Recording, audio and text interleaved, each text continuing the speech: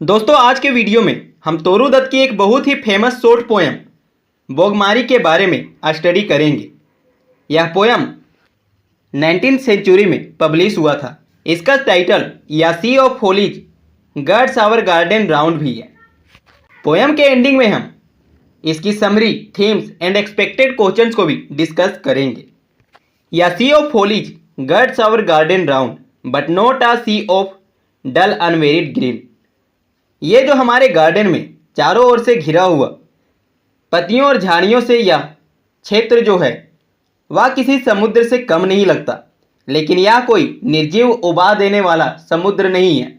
यह तो जीवित है जो हमें खुशियां देता है, चारों तरफ हरियाली को शो करता है। Sharp contrast of all colours here are seen, the light green graceful tamarinds about amid the mango clumps of green profound. यहाँ डिफरेंट कलर्स के पेड़ पौधे हैं जो अलग ही डिजाइनिंग बनाते हैं। यह सब देखने में काफ़ी ज़्यादा मनमोहक, एट्रैक्टिव लगता है। सबसे पहले अगर बात करूं तो यहाँ जो इमली की छोटे और नाजुक पत्तियां हैं जो कि लाइट ग्रीन कलर में हैं, यह काफ़ी बेहतर लगती है। वहीं इनके साइड में हमें हरे रंग के आम भी दिखते हैं जिनका कलर डार्क ग्रीन है। And palms arise like pillars grey between and over the quiet pools the simmels lean। साथ ही ताड़ के पेड़ भी उगे हुए हैं जो ऐसा लगता है कि मानो पिलर्स हो। यह स्लेटी रंग का है। यह इस बगीचे में बीचों बीच रखा हुआ है। साथ ही हमें यहाँ शांत तालाब भी दिखता है जिसके ऊपर सेमल के पेड़ झुके हुए हैं। Red and startling like a trumpet sound but nothing can be lovelier than the ranges. तभी हमें इस बगीचे में लाल लाल रंग के इन सेमल पेड़ के फूल दिखते हैं। यह देखने में ऐसा लगता है जैसे कि कहीं शांति में किसी ने ट्रम्पेट मतलब कि कोई साउंड बजा दिया हो।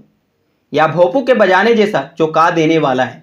कहने का मतलब है मेरे बगीचे में चारों तरफ हरियाली थी, लेकिन सेमल के ये लाल फूल कुछ अलग ही कहानी कह रहे हैं। आखिर इन सबसे ज़्यादा सुंदर क्या हो सकता है? इन बगीचे में लगे पेड़ पौधों के अलावा कुछ भी सुंदर नहीं हो सकता। Of bamboos to the eastward when the moon looks through their gaps and the white lotus changes into a cup of silver.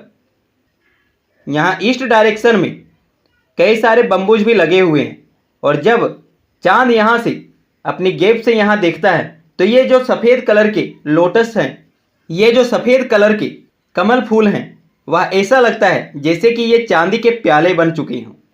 One might swoon drunken with beauty, then or a gaze and gaze on a primeval Eden in amaze। यह सब देखने के बाद कोई भी मंत्रमुग्ध हो सकता है। उसे ऐसा लगेगा जैसे वह सुंदरता के नशे में धुत हो गया है। वह इन्हें देखकर खुशी के मारे उछलने लगेगा या फिर शायद वह एकटक निहारते ही रहेगा। यहाँ मेरा जो गार्डन है वह ईडन गार्डन से कम नहीं है जो एडम एंड ईव के लिए गॉड ने बनाया था। मेरा गार्डन भी उसी के जैसा ब्यूटीफुल है। टाइटल, दोस्तों बात करूं पोयम के टाइटल की तो इस पोयम के टाइटल का नाम बागमारी है। ऐसा इसलिए है क्योंकि तोरू दत्त फॉरेन में काफ़ी टाइम बिताने के बाद अपने गार्डन में काफ़ी ईयर्स के बाद आई थी। एंड जब वह आई तो उसने खुद को गार्डन से इंगेज करते हुए पाया। अपनी गार्डन को देखते हुए उनके माइंड में कई सारे फीलिंग्स एंड इमोशंस क्रिएट हुए, जैसे कि वह बचपन में इन पेड़ों को काफ़ी ज़्यादा लव करती थी तो यह उससे काफ़ी ज़्यादा इंगेज्ड है। समरी, इस पोयम की फुल प्लॉट समरी की बात करें तो यहाँ पोएट ने अपने गार्डन के बारे में बताया है। कैसे यहाँ हरे रंग के ये इमली के पत्ते हैं, साथ ही हरे रंग के हमें आम भी दिखते हैं। इन सब के अलावा यहाँ शांत तालाब भी है जिसके ऊपर सेमल पेड़ झुके हैं और उनका ये लाल रंग के फूल काफ़ी ज़्यादा बेहतर, आश्चर्य कर देने वाला है। यह सब देखने के बाद कोई भी मंत्रमुग्ध हो सकता है। शायद उसे यह सब देखने के बाद इतनी ज़्यादा खुशी मिलेगी कि वह बेहोश हो जाए। Themes, diversity and vibrancy of nature. यहाँ नेचर की डाइवर्सिटी एंड उसके डिफरेंट कैरेक्टर को शो किया गया है। लाइक हमें टेमरिंड के लाइट ग्रीन लीव्स दिखते हैं जो कि काफ़ी ज़्यादा कोमल हैं। वहीं मैंगो के जो लीव्स हैं वह डार्क ग्रीन है। पाम यहाँ ग्रे कलर में है। साथ ही सीमल्स फ्लावर्स रेड कलर की हैं। ये सभी नेचर की डाइवर्सिटी को शो करते हैं। या एक एरिया में होकर ही कई सारे रंगों का है, इनके गुण काफ़ी अलग है। एस्थेटिक एप्रिसिएशन एंड एक्सटेसी, यहाँ सौंदर्य को भी दिखाया गया है, नेचर में किस तरह की ब्यूटी होती है। मूनलाइट, जो कि वाइट लोटस को एक सिल्वर में चेंज कर देता है, सिल्वर कप में बदल देता है। या साइट किसी सून से कम नहीं है या काफ़ी ज़्यादा एट्रैक्टिव है, जो किसी को भी मोहित कर सकता है। Spirituality and the divine in nature, यहाँ हमें नेचर की डिविनिटी भी शो की जाती है। तोरू दत्त ने ईडन गार्डन, जो कि सबसे होलीएस्ट, सबसे पवित्र गार्डन है, अपनी गार्डन को उसी से कंपेयर कर दिया है। नॉस्टैल्जिक एंड बिलोंगिंग, यहाँ जब पोएट रिटर्न करती है तो बताती है आखिर किस तरह उसके चाइल्डहुड के गार्डन ने उसे अपना फेमिलियर टच दिया। फॉरेनर में लाइफ स्पेंड करने के बाद भी वह खुद को अपने बगीचे से अलग नहीं कर पाई। जब भी वह यहाँ आती है तो उसे अपना गार्डन फेमिलियर लगता है। सेरेनिटी एंड पीस, यहाँ शांति और सुकून को भी काफ़ी बेहतर ढंग से शो किया गया है।